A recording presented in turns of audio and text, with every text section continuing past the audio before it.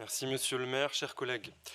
Je vais intervenir en 3 points concernant notre budget et les politiques que nous menons et mènerons en fonction. Le premier est pour vous annoncer une bonne nouvelle, une excellente nouvelle.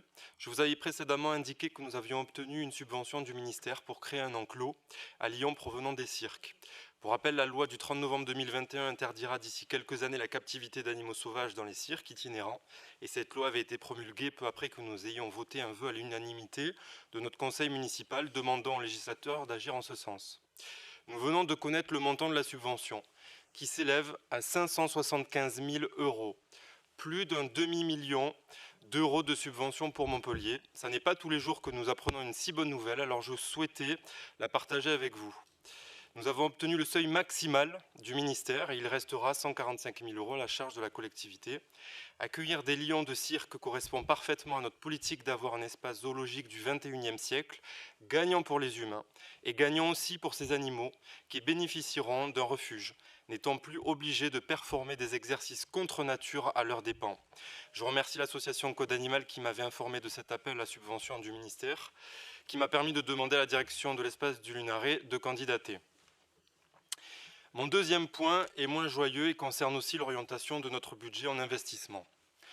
En 2021, la préfecture mettait en demeure la ville de suspendre l'activité de la serre amazonienne qui était devenue insalubre.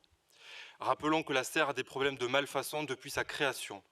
Depuis, la majorité des animaux a été replacés, mais il reste encore 500 chauves-souris qui ont été déplacées dans un endroit au sein du zoo qui est provisoire, car non adapté à l'espèce sur une longue durée.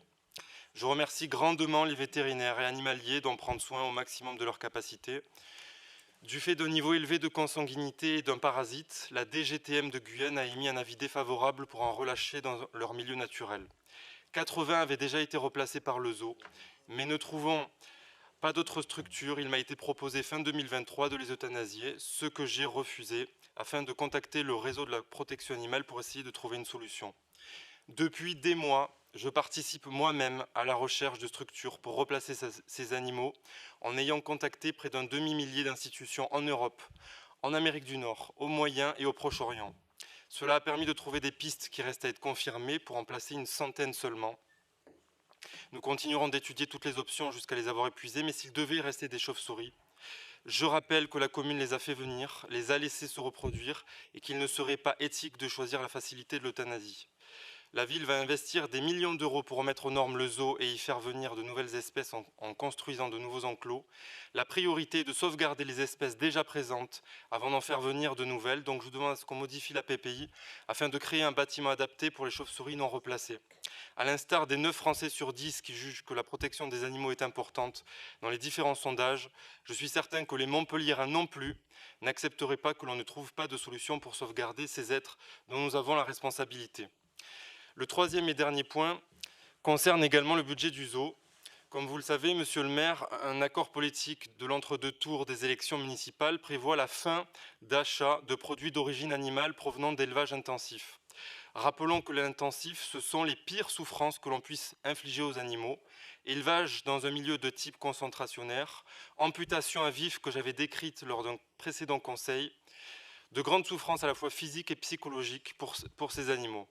Le renouvellement d'un marché alimentaire du zoo nécessite un budget supplémentaire pour ne pas acheter dans l'élevage intensif. Or, à ce jour, ce budget n'est toujours pas prévu. Ainsi, monsieur le maire, afin que les engagements que vous avez signés avec notre groupe politique puissent être respectés, pourrez-vous demander à l'administration de le valider et ainsi respecter les engagements politiques qui ont été actés ?